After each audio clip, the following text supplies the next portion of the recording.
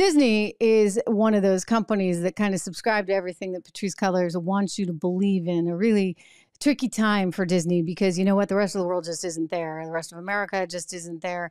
They're not psyched to go and take their kids to some of the shows that Disney has been putting out. And you know what? You know, Disney just kind of has a bad habit of ticking off everyone, including the small people community that were really kind of annoyed because, hey, you know what? Snow White and Seven Dwarfs was casting tall people. You're replacing jobs that people could have as little people. Okay. Snow White and the Seven Dwarfs, it's for dwarfs.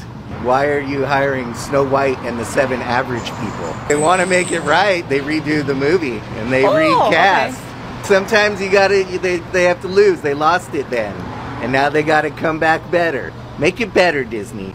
It's like they just couldn't do it. They just couldn't figure it out. They kept making mistake after mistake after mistake. And we now just found out how much these mistakes might be really costing them. I think it could actually cost this guy, Bob Iger, his job. Look, he's trying to sell off some of these assets, trying to get creative. He wants to sell ABC. Good news for you who do not like The View, because that means I suspect Whoopi and Joy and the rest of them wouldn't be too long for the place.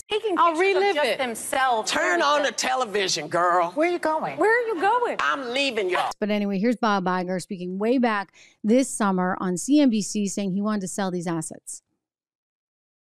Transformative work is dealing with businesses that are no-growth businesses and what to do about them, and particularly the linear business, which we are expansive in our thinking about, and we're going to look expansively about opportunities there because clearly it's a business that is going to continue to struggle. Well, let's stop there for a second then and let me ask you about it. We're talking, I guess, ABC, the network, the stations, but then the cable networks as well. Yes, correct. FX, Nat Geo. Is it possible you would look to sell them? We're going to be expansive. I think if you can interpret what that word means. You know. Wow.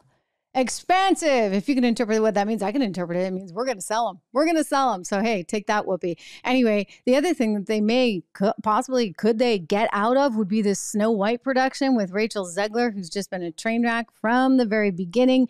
You know, she said all kinds of things about, well, Snow White herself. She doesn't like the character. She doesn't like the plot. You know, the original cartoon came out in 1937, and very evidently so. There's a big focus on her love story. With a guy who literally stalks her. Yeah. Weird. Super weird. So we didn't do that this time. Like, we cast a guy in the movie, right. Andrew Burnap, great dude. And whether or not she finds love along the way is anybody's guess until 2024. All of Andrew's scenes could get cut. Who knows? It's Hollywood, baby. Anyway, look. Rachel Zegler doesn't like the character, doesn't like the story. She really shouldn't be in the film.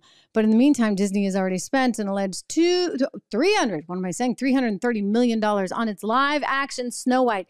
Okay, headline. Disney has reportedly spent $330 million on its live action Snow White movie. So is it any wonder that they're really concerned? This is according to Mail Online. They're worried. They're worried the whole thing's going to bomb because, you know, nobody likes Rachel Zegler right now. The dwarfs are all angry because, well, it was Snow White and the six tall people and one dwarf. Yeah, that was kind of a problem. And, well, you know, it's just not looking like it's going to fly. Plus, you get a little problem over here. That would be courtesy of the Daily Wire, which decided through BentKey Productions, one of its production arms, to release a movie starring Brett Cooper as Snow White. This is like, you know, now they're up against the real Snow White.